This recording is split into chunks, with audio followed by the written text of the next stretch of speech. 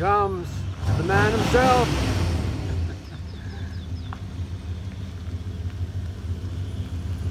Truck sounds good. Doesn't look too good though.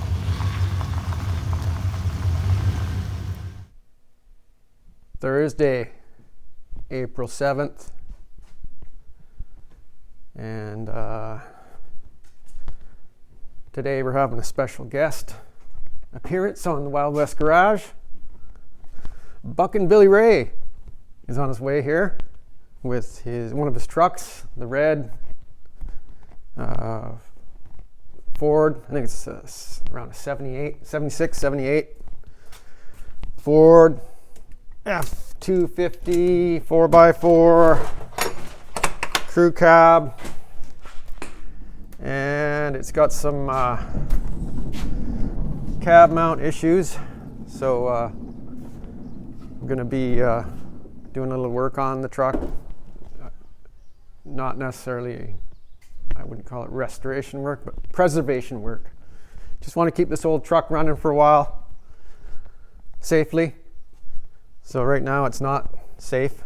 The cab is, I haven't really checked it out, but Buckin's saying that in certain conditions, like driving up a hill kind of, and the cab torques and it pulls the throttle open. So that's kind of dicey. So anyways, we'll get the truck here and show Buckin around a little bit, show him my place, and then that'll probably be it for this video. So anyways, just waiting for him to come up the driveway. Every time I talk about Morgan, Wild West, you know, the old thing, right? But he's got a beautiful spot down here. Big, all this second growth timber. But here's his shop. Look at the old tractors. That thing work? That's well, it's a forklift. Yeah. It's built on a tractor chassis though. Yeah. Yeah. No, yeah, I use it. Looks like your neighbor's into old. That I've had since I was 16 years old. You are kidding me. No. Is this the burnout car on YouTube? It is, yeah. So after it sat in the garage for 15 years, when I was moving out over here, yeah, that's when I did that. So I've had that, like I said, I've had that car. So now I've had it for 41 years. And I'm turning 57 this year, so it's coming out of that hole, and I'm going to drive it for the summer. This year? Yeah. Good. Oh. Whoops.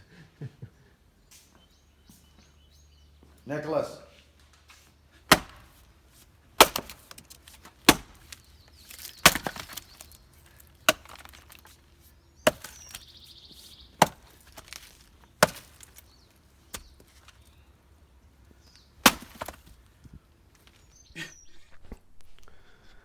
All right, so as you can see, there are no vehicles in the shop at the moment. Just thought I'd better give you a little update of what's going on here. I don't know if some of you, I know some of you did see my little video there, a little teaser on the satellite or the Roadrunner clone. Unfortunately, the car did come here, and you probably saw little glimpses of it in maybe one or two videos since then. But like I said, unfortunately, the customer didn't want me to put his car on YouTube. So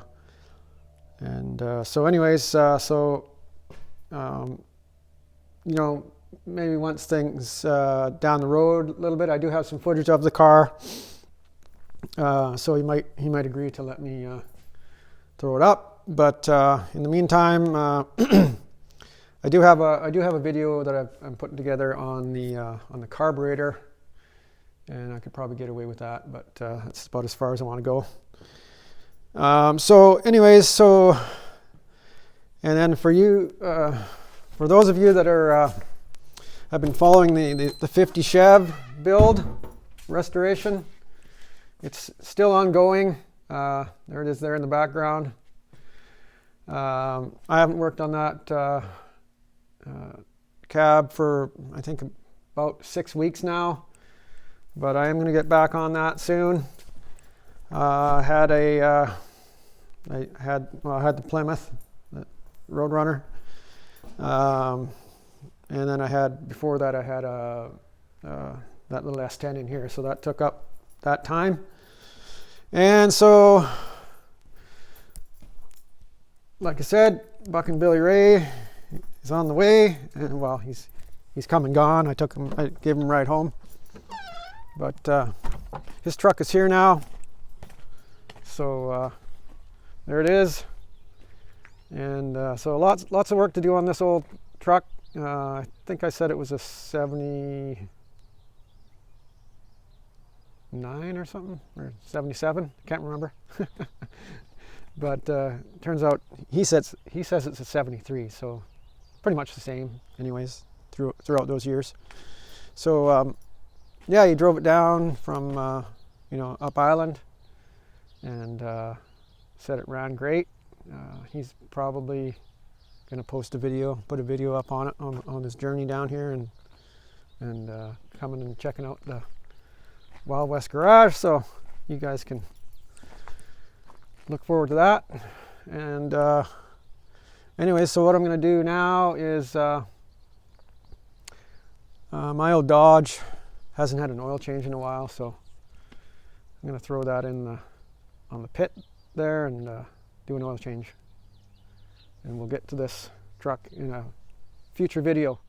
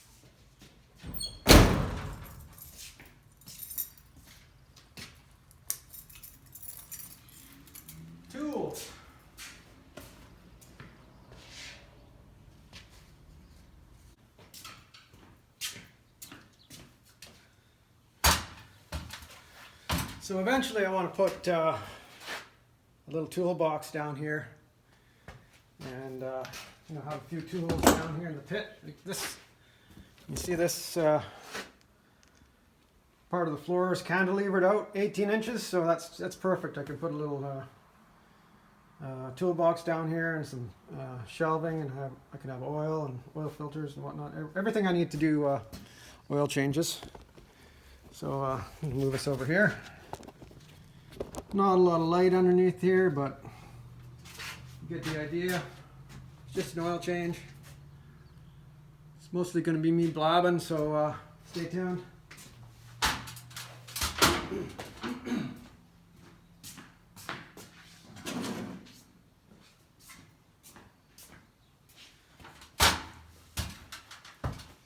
So I think I've owned this truck for about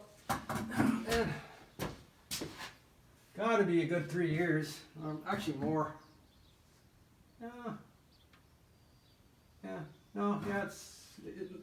It's easily 3 years.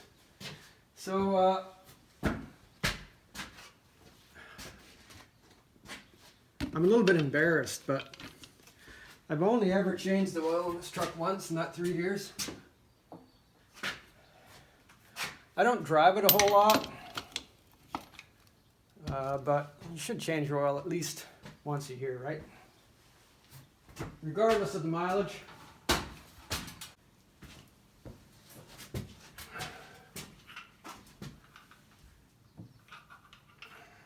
I really like this pit. It's comes in really handy for stuff like this, just for a quick oil change. As convenient and nice as hoists are, they have their place. I don't think this is one of them. It takes a fair amount of messing around to get the hoist set up to lift a pickup, because of the way the frames kick up on the back. You got to put extensions on the lift arms. I have all that stuff, but this is just way faster.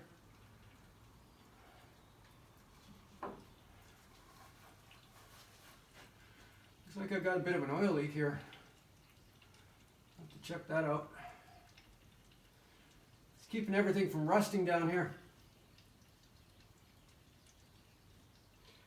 I think in the 3 years, I don't know, I probably have topped it up, but it's down about a liter of oil right now. That's not bad.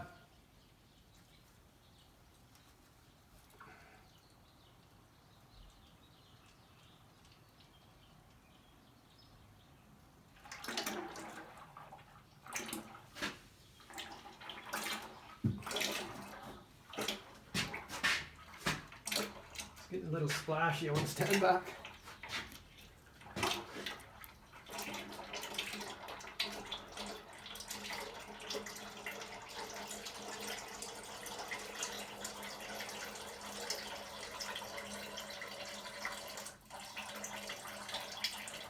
Okay, while that's draining, go out the filter.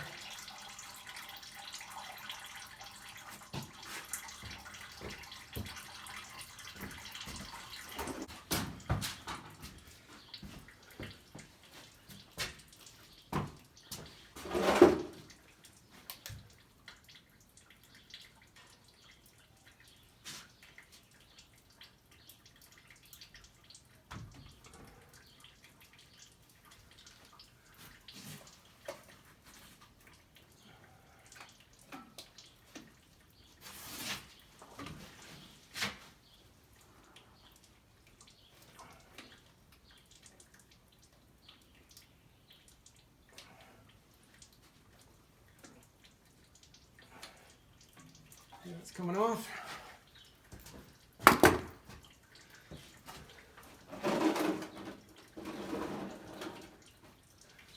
These are really messy.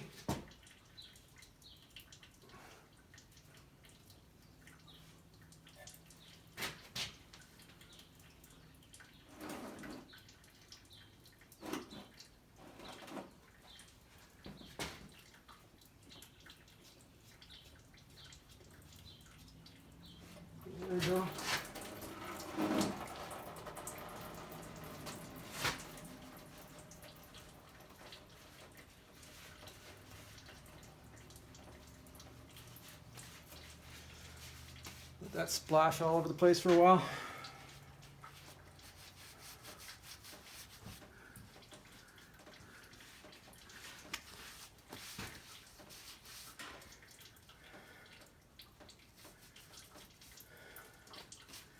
Nothing too exciting here. It's been about 12 days since I put out a video, so I figured I'd better let you people know what's going on. I think that's too long to go without putting out a video, but I was busy with that Plymouth. Took up a lot of my time. Probably could have done something in the meantime, but life just kind of passes you by sometimes. And before you know it, 12 days have gone by. So I apologize for that. If somebody was waiting to hear from me.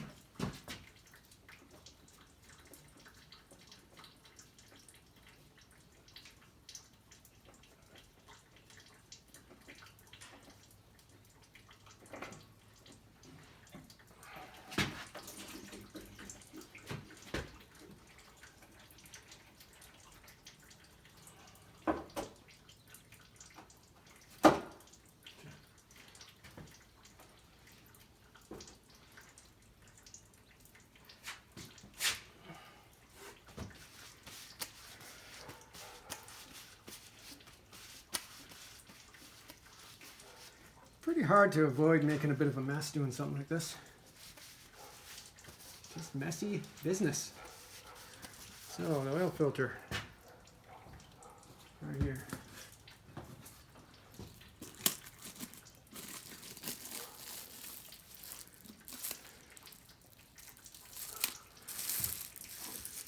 I like to pre-fill my oil filters anytime I can.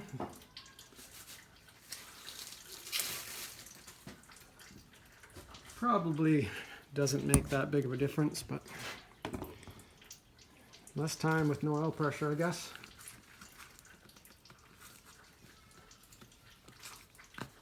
It's taking a while to fill one of these up.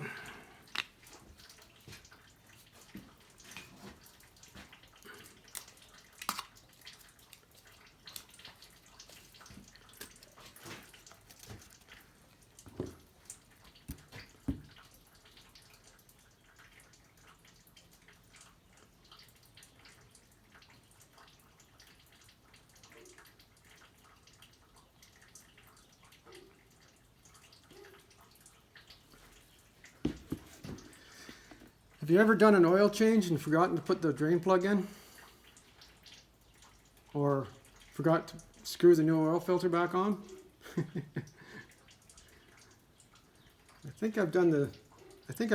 forgot to put the drain plug in. I call it a flush. So I've never forgotten to put an oil filter on. Pretty sure I've never forgotten to put the oil in too, but I've seen guys that have forgotten to put oil filters on, driving cars out of the shop. Oil everywhere.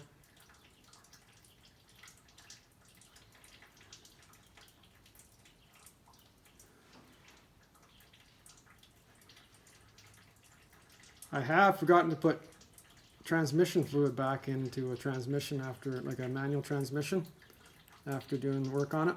I did that twice actually. One time was I was working at a dealership, and I think it was a Sunbird or something, little 4-cylinder car with a 4 or 5-speed transmission. I can't remember. Anyways, it was a pretty high miler, and I think I did a clutch on it or something. Forgot to put the oil back in the transmission, and it sure let me know, I tell you. Took it out for a test drive, and I got, less than a block away, and I could tell something wasn't right. It was pretty noisy. Anyways, I got back to the shop and realized my mistake, and topped it up, and it was all good. And another time, I did the same job on a Toyota Camry, an older Toyota Camry. I think it was an 84 or something.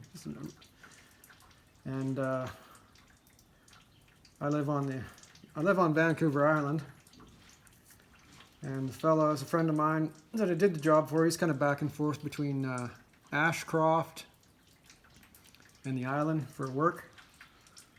And he asked me if I'd do the clutch on his car, so I agreed to do it. And he was here for the weekend or something, so I did the clutch for him.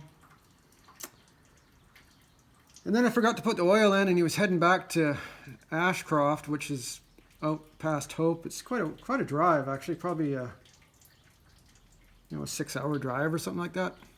A lot of highway driving, high speed driving. And so he said when he got to Hope, which was probably about, I'm going to say half or 3/4 of the way to where he's going, the car started popping out of fifth gear, which was an overdrive gear. And so he drove the rest of the way in fourth gear, made it there no problem. And then he phoned me, of course, tell me what was going on. And I said, you know what? As soon as you called me, I realized I forgot to put the oil in. Let's get this up in here.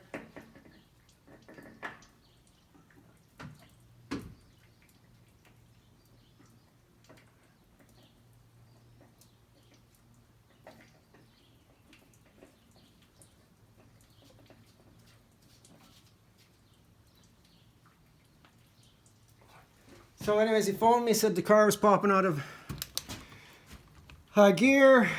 I said, yeah, I forgot to put the oil in it. Of course, I'm totally embarrassed, apologizing like crazy. And so I said, well, I'm going to have to replace the transmission for you. So I found a used transmission, had it all lined up. And he was coming out the following weekend. So he put oil in the transmission, and he drove it here, no problem at all. Never popped out of gear, never made a noise. And so when he got here, because it was an older car, it had lots of kilometers on it, he said to me, why don't I just keep driving it? I'm not planning on owning this car for too much longer. I'll just keep driving it. If it starts to act up, I'll let you know, and we can, either make a decision at the time and do something about it. So I appreciated that. So now what I do is if I take a transmission out of a car, like a manual transmission, and I have to drain the transmission, which you usually do, what I'll do is if I'm going to reuse the oil, I'll put it in a clean container and throw a towel or something up on the roof of the car, and I'll put that oil, just set it on the roof. So that way, there's no way I'm going to forget to put it in. So anyways, so that's just, that's how you say you get forgetful in your old age, but I wasn't old then. I was just, sometimes you forget to do things sometimes. And that's just called life. Fortunately, you didn't, sometimes when you forget to do things, it can cost people a lot of money and cost them their lives, whatever, but, that's the unfortunate part of being human.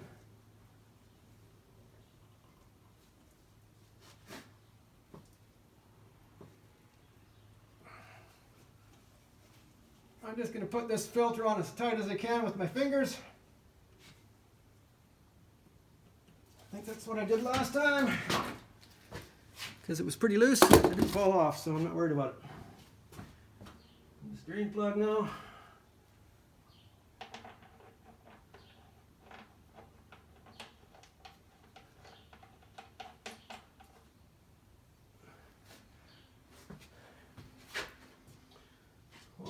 There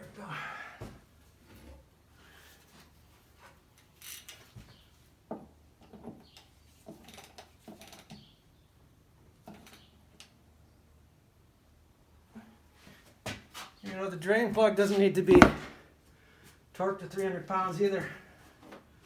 It's got a gasket on it, snug it up reasonably well. I'm sure it has a torque spec, but after you've done this a million times, you kind of get the feel for it. So there's nothing worse than going to do an oil change on something and somebody's cranked the plug-in so tight you can't get it out. I hate that. Totally unnecessary.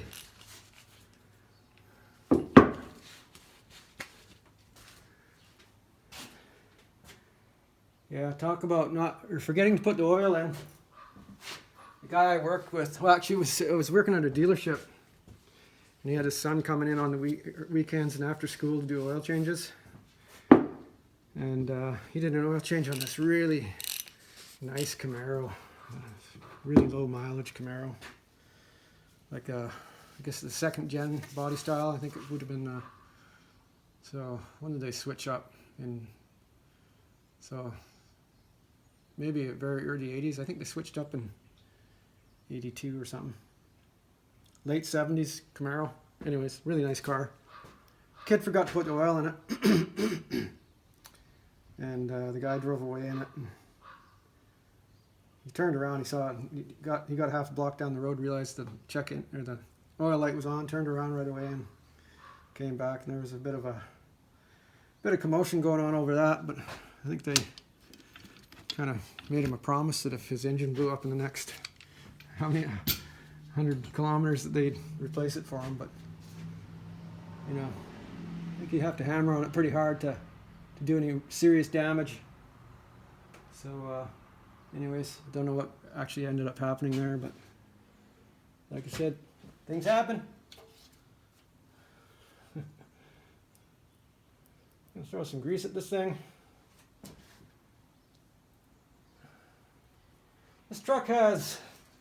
This truck's showing 526,000 kilometers. I don't know how many miles that is, but so the original owner of this truck, apparently the odometer quit working at 526,000, and so the guy I got it off of, he was a co-worker of mine. He had it for quite a few years, so he figures it's got around 700,000+ kilometers on it. And you know, this truck is it's a real survivor. It's you know, what's left of the original paint is still on it.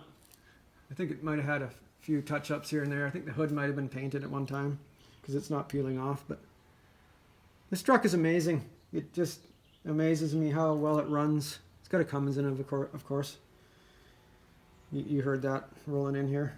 And so I guess this is the second year of the Cummins. It's a 1990 model.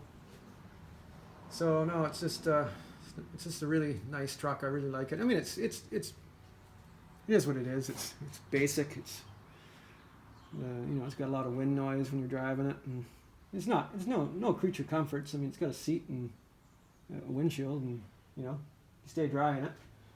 But it's just a basic truck, and I just like that. I think this truck's probably already outlasted, you know, 2 or 3 trucks. So it's a good rig, and it's not all rusted out either, like a lot of these are. Rusted out around the wheel wells, so it's gonna get some love in here coming up. Repair the wheel arch. I got a video on how I made the repair panel for that if you want to look for it. I could use some more views. So I've made one side. I'm going to make the other side now. I'm going to make a little inner structure. So there'll be videos on that coming up.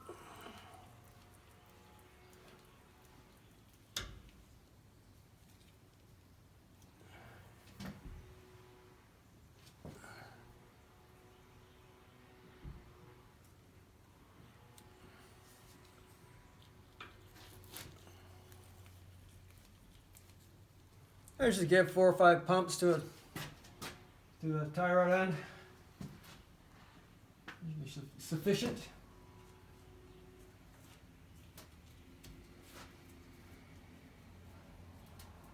This one's in a real convenient spot on the back side.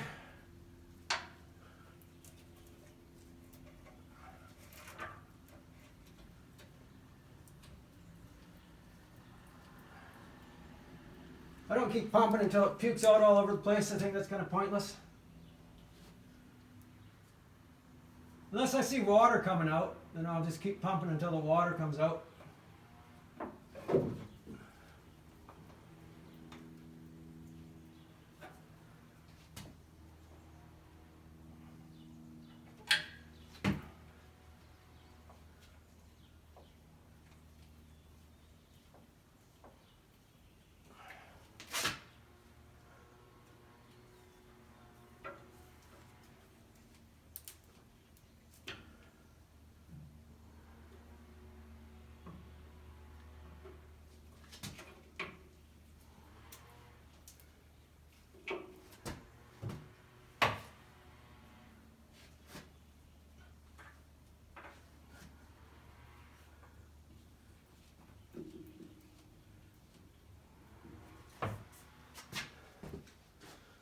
In the 3 years that I've owned this truck, or 4 years, whatever it is, I put a master cylinder on it, an upper ball joint, tie rod end.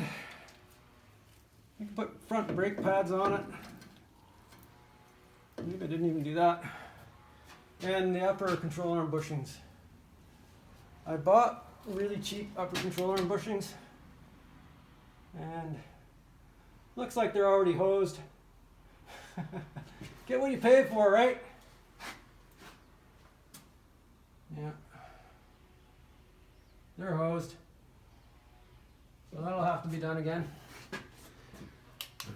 I didn't have much confidence in those parts. Don't buy the cheapest parts you can get.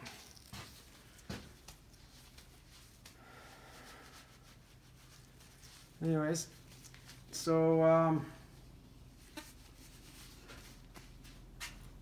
moving on, get this thing oiled up and out of here. Okay, that's it for this one. I know a lot of Buckins fans are looking forward to seeing me get to work on that red truck, so that's going to be coming up probably next when I start digging into that. I'm going to put it on the hoist bay here.